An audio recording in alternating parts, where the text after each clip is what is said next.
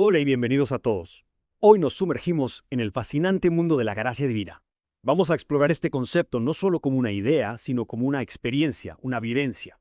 Para eso, nos adentraremos en cómo orar para alcanzar la gracia divina. Este texto me cautiva porque no se queda en la superficie de la teología, ¿verdad? No, no se queda ahí, va mucho más allá. Nos invita a una relación personal activa con lo divino. Y lo que es aún más interesante, nos da una guía para buscar, para experimentar esta gracia de Dios. Si la gracia divina es realmente ese poder transformador que dicen, esa fuerza que nos cambia la vida, ¿cómo la encontramos? ¿Cómo la vivimos? Esa es la gran pregunta, ¿no? Y lo que me fascina de esta fuente es que no presenta la gracia divina como algo frío, distante, como un concepto teológico, la describe como la presencia activa de Dios, una fuerza real, tangible, que nos sostiene y nos fortalece en el día a día. Me llama la atención cómo recalca la fuente que la gracia no es algo que se gana, no es un premio al mérito, ¿cierto? Inmuno, para nada. Es un regalo puro e inmerecido, pero con un potencial enorme de cambiar nuestras vidas. Es como una cuerda salvavidas cuando los encontramos en medio de la tormenta, o ese impulso extra que nos levanta cuando nuestra fe flaquea, cuando dudamos. Y la fuente es muy clara, no se trata de merecer la gracia, de ser suficientemente buenos para recibirla. Es un regalo gratuito que se nos ofrece a través de la fe, como dice Efesios 2.89. Me encanta esa analogía de la cuerda salvavidas. Realmente ilustra la importancia de la gracia en momentos de necesidad. Y hablando de cómo acceder a esa gracia, la fuente pone un gran énfasis en la oración. La presenta como el punto de partida, el puente que nos conecta con lo divino. Y lo que me parece clave es cómo se entiende la oración en la fuente. No es simplemente recitar palabras como si fuera una fórmula mágica. Es un acto de entrega, de humildad, de reconocer que necesitamos a Dios. Es dejar de lado las oraciones vacías, mecánicas, ¿no? Exacto, es ir más allá de la simple repetición. Es una apertura genuina al amor y la guía de Dios. Como el Padre Nuestro, que es un modelo de oración sincera, de corazón abierto. Totalmente. Y la fuente nos desafía a ir más allá, no quedarnos solo en peticiones, en pedir cosas. Sí, la fuente habla mucho de la sinceridad en la oración, ese deseo real de escuchar a Dios, de dejarnos transformar por Él. Exacto. Y para ilustrar esto, usa los ejemplos de David y del publicano, dos figuras que encarnan la humildad y el arrepentimiento que abren las puertas a la gracia. La súplica de David en el Salmo 51.1, Ten piedad de mí, oh Dios, conforme a tu gran misericordia, es un ejemplo tan conmovedor de esa actitud. Y el publicano, que ni siquiera se atrevía a levantar la mirada al cielo, que se golpeaba el pecho y pedía misericordia. Nos recuerda que a veces lo más importante es reconocer nuestra propia necesidad de la gracia de Dios. Y aquí es donde se pone realmente interesante. La fuente describe la experiencia de sentir la presencia de Dios cuando oramos con el corazón abierto. Claro, porque la gracia no es algo pasivo que simplemente recibimos sin más. Requiere una búsqueda activa, una búsqueda con fe y obediencia. No es solo pedir, es abrirnos a la transformación. Y la fuente lo describe con imágenes tan vívidas, la paz que inunda nuestro ser, las sombras que se disipan, la luz que entra en nuestras vidas.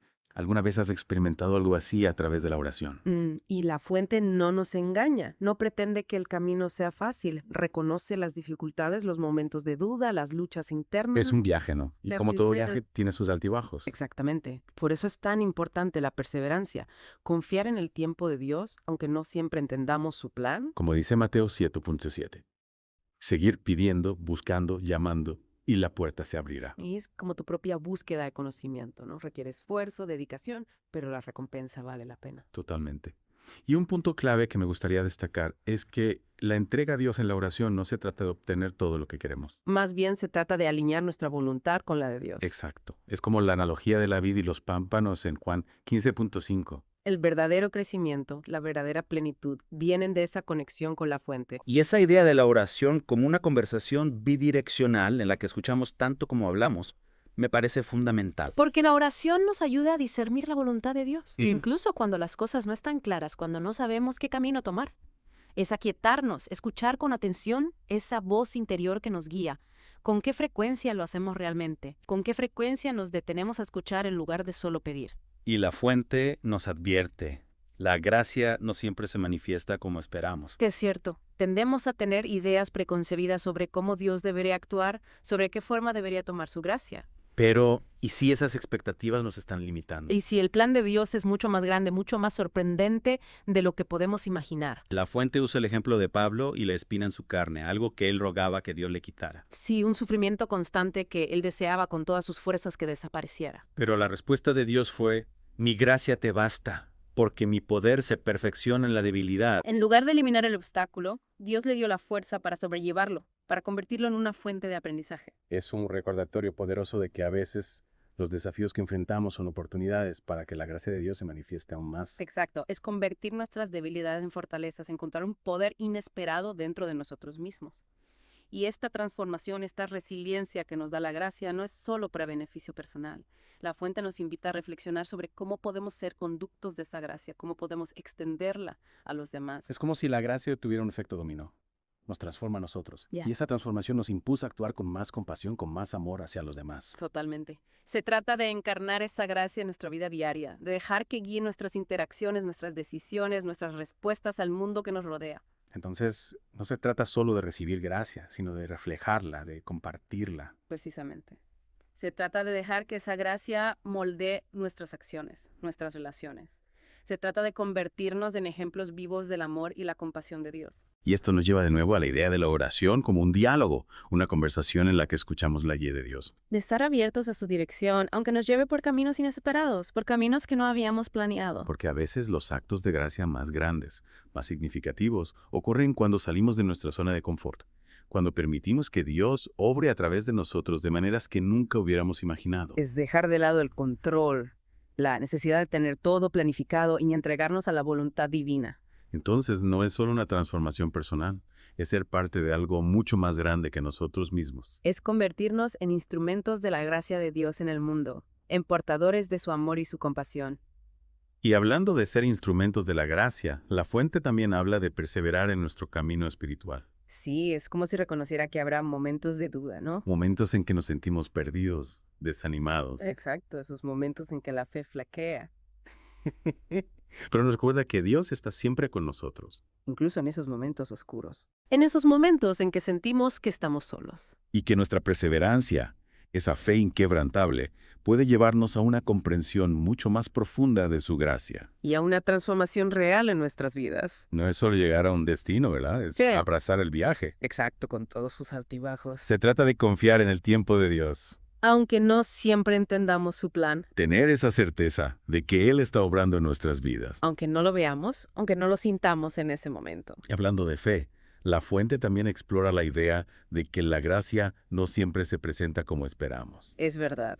A veces nos aferramos a esas ideas preconcebidas Sobre cómo debería actuar Dios. sobre qué forma debería tomar su gracia. Pero ¿qué pasa si esas expectativas nos limitan? ¿Qué pasa si Dios tiene un plan mucho más grande? Un plan que no podemos ni siquiera imaginar. Exacto. La fuente usa el ejemplo de Pablo y la espina en su carne, Algo que le causaba un gran sufrimiento. y que él le pedía a Dios que le quitara. Una y otra vez. Pero Dios le respondió, mi gracia te basta, porque mi poder se perfecciona en la debilidad. En lugar de eliminar el obstáculo, le dio la fuerza para sobrellevarlo, Para aprender de él. para crecer a través de él. Es un recordatorio muy poderoso. De que a veces los desafíos son oportunidades Oportunidades para que la gracia de Dios brille aún más. para que su poder se manifieste. Es como convertir nuestras debilidades en fortalezas. Encontrar ese poder inesperado dentro de nosotros mismos. Y esa transformación, esa resiliencia que nos da la gracia, no es solo para nosotros. No se trata solo de un beneficio personal. La fuente nos invita a pensar en cómo podemos ser instrumentos de esa gracia. ¿Cómo podemos extenderla a los demás? Es como si la gracia tuviera un efecto dominó. Nos transforma a nosotros, Y esa transformación nos impulsa a actuar con más compasión. con más amor hacia los demás. Stop. Se trata de encarnar esa gracia en nuestra vida diaria, Dejar que guíe nuestras acciones, nuestras decisiones. nuestras respuestas al mundo. Convertirnos en ejemplos vivientes del amor y la compasión de Dios. Entonces, no se trata solo de recibir gracia, Se trata también de reflejarla, de compartirla con los demás. precisamente. Y esto nos lleva de nuevo a la idea de la oración como un diálogo Un diálogo constante con Dios, en el que escuchamos su guía, en el que nos abrimos a su dirección, aunque nos lleve por caminos inesperados. por caminos que no habíamos planeado. Porque a veces los actos de gracia más grandes Los más significativos, ocurren cuando salimos de nuestra zona de confort cuando dejamos de lado el control, y permitimos que Dios obre a través de nosotros. de maneras que nunca hubiéramos imaginado. Es entonces cuando nos convertimos en instrumentos de su gracia Que portadores de su amor y su compasión. en el mundo, Es como si la gracia nos impulsara a salir de nosotros mismos, a mirar más allá de nuestras propias necesidades. A servir a los demás, a compartir esa luz que hemos recibido. Y la fuente nos recuerda que no estamos solos en este camino. No, para nada enfatiza la importancia de comunidad. De rodearnos de personas que también buscan esa conexión con lo divino. Que comparten esa sed de Dios, esa búsqueda de la gracia. Es como tener compañeros de viaje, ¿verdad? Sí, compañeros que nos acompañan, que nos animan, que nos ayudan a levantarnos cuando caemos. Que nos recuerdan que no estamos solos en las dificultades. Y que celebran con nosotros los momentos de alegría, los momentos de crecimiento. Es como dice ese proverbio africano. Si quieres ir rápido, ve solo. Si quieres llegar lejos, ve acompañado. Me encanta ese proverbio. Y la fuente también destaca que la gracia no es solo para nosotros. No es algo que guardamos celosamente para nosotros mismos. No, es algo que debe expandirse, que debe tocar las vidas de los demás.